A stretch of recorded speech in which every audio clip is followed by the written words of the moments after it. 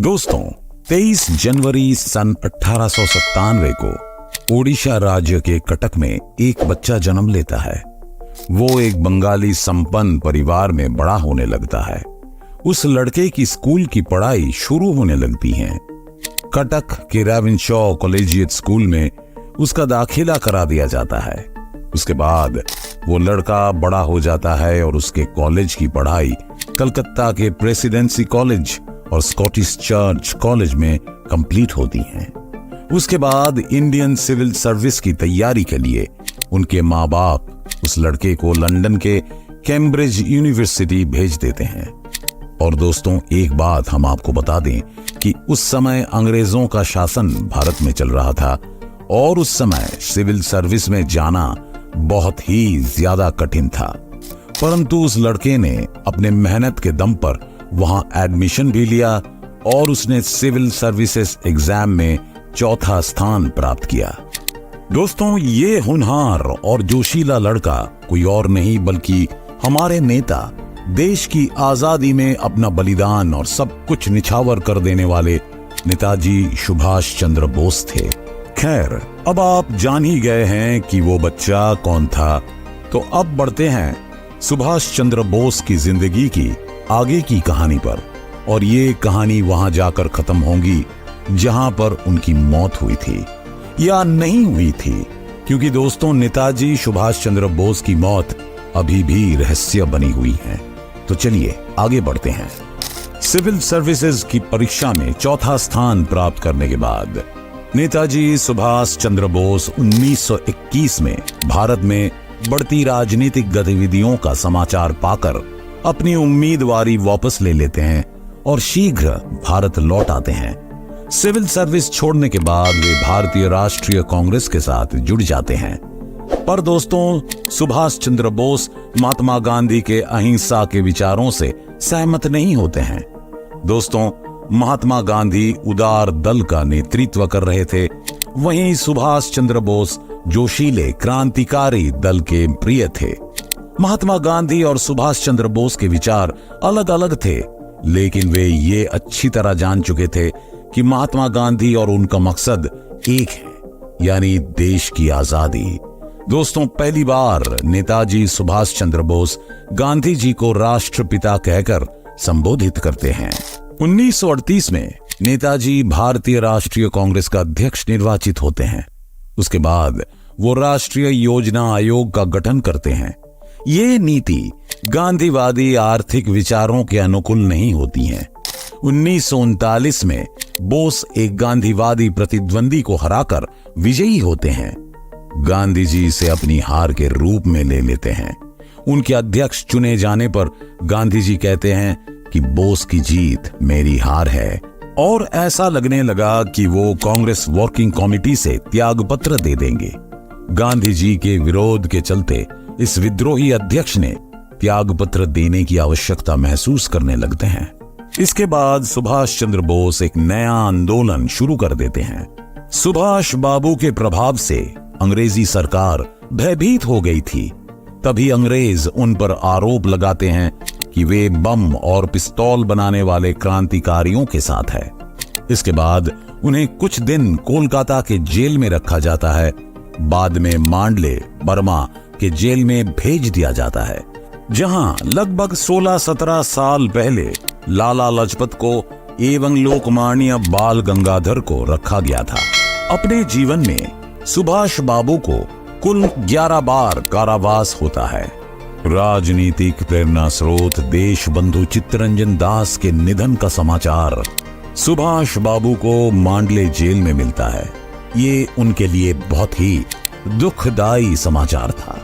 11 महीने की कारावास में उनको इतनी तकलीफ नहीं हुई थी जितनी इस खबर से हुई।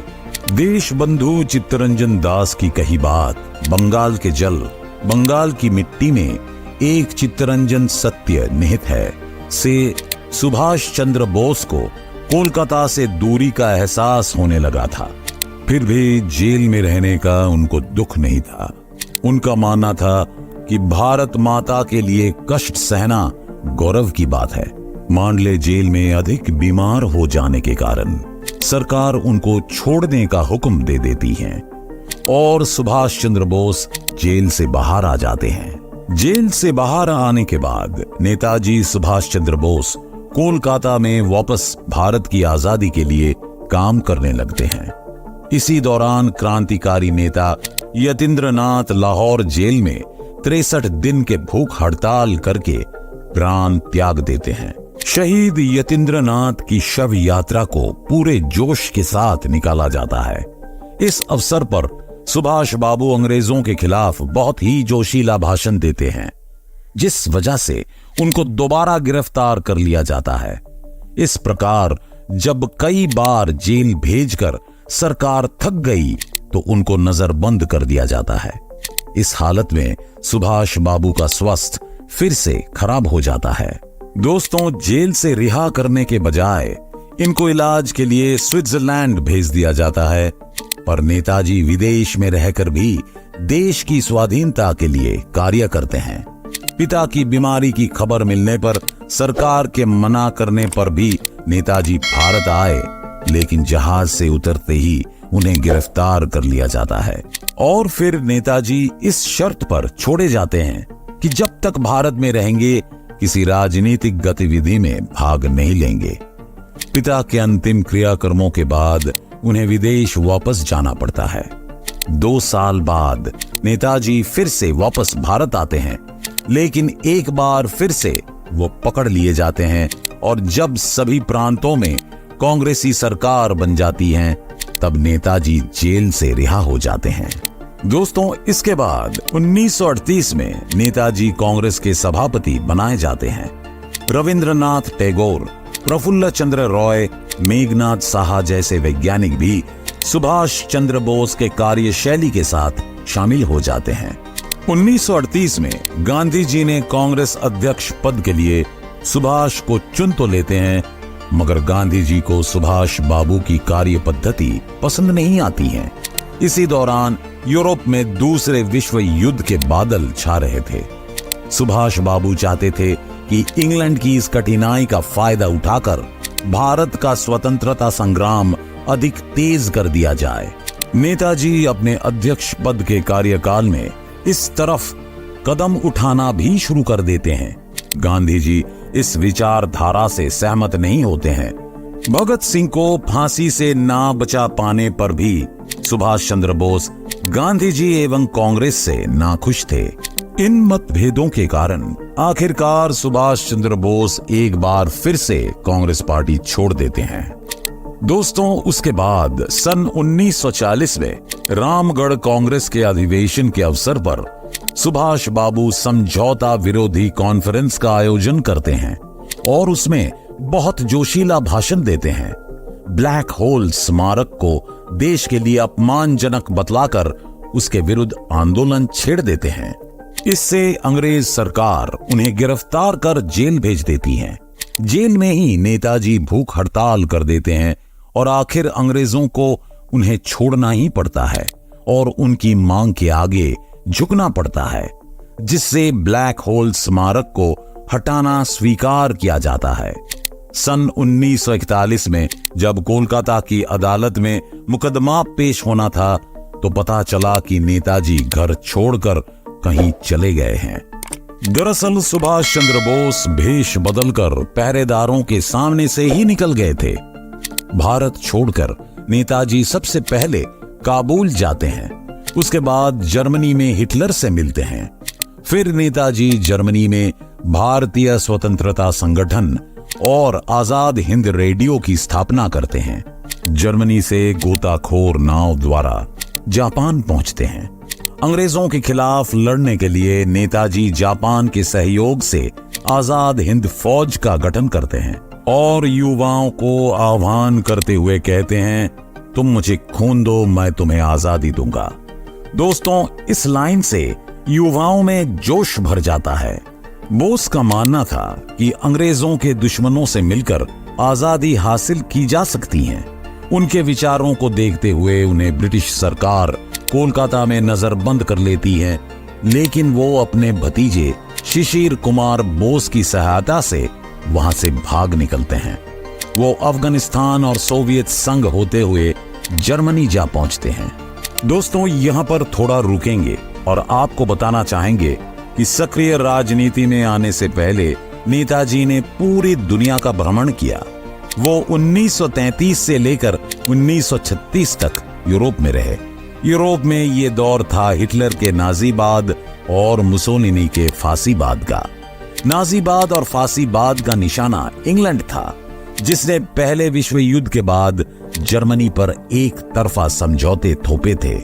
वे उसका बदला इंग्लैंड से लेना चाहते थे। भारत पर भी अंग्रेजों का कब्जा था और इंग्लैंड के खिलाफ लड़ाई में नेताजी को हिटलर और मुसोलिनी में भविष्य का मित्र दिखाई पड़ रहा था। दुश्मन का दुश्मन दोस्त होता है। उनका मानना था कि स्वतंत्रता हासिल करने के लिए राजनीतिक गतिविधियों के साथ साथ कूटनीतिक और सैन्य सहयोग की भी जरूरत पड़ती है। खैर, कहानी में आगे बढ़ते हैं। उसके बाद नेताजी ब्रिटिश हुकूमत और देश की आजादी के लिए कई काम करते हैं। नेताजी के नाम से प्रसिद्ध सुभाष चंद्र बोस ने सशक्त क्रांति द्वारा भारत को स्वतंत्र कराने के उद्देश्य से 21 अक्टूबर 1943 को आजाद हिंद सरकार की स्थापना करते हैं और आजाद हिंद फौज का गठन करते हैं। दोस्तों, इस संगठन के प्रतीक चिन्ह पर एक झंडे पर दहाड़ते हुए बाघ का चित्र बना होता था। नेताजी अपनी आजाद हिंद फौज के साथ 4 जुलाई 1944 को बर्मा पहुंचते हैं। यहीं पर नेताजी अपना प्रसिद्ध नारा "तुम मुझे खून दो, मैं तुम्हें आजादी दूंगा" देते हैं। उसके बाद दोस्तों, वो घड़ी आ गई जिसके बारे में लोगों ने शायद कल्पना भी नहीं की होगी। दोस्तों, तारीख थी 18 अगस्त और साल 1945। नेताजी हवाई जहाज से जापान की राजधानी टोक्यो के लिए उड़ान भरते हैं। तभी ताइवान के पास नेताजी का हवाई जहाज दुर्घटनाग्रस्त या ब्लास्ट हो जाता है और उसी दुर्घटना में नेताजी का निधन हो जाता है। ऐसा पूरी दुनिया को बताया जाता है, लेकिन उनका शव नहीं मिल पाता। पूरे देश में सन्नाटा सा छा जाता है। किसी को कुछ भी समझ में नहीं आता है, पर शायद कुछ लोगों को सब कुछ समझ आ रहा था। कुल मिलाकर ये सिर्फ एक रहस्य बन चुका था। दोस्तों, नेताजी की मौत के कारणों पर आज भी विवाद बना हुआ है।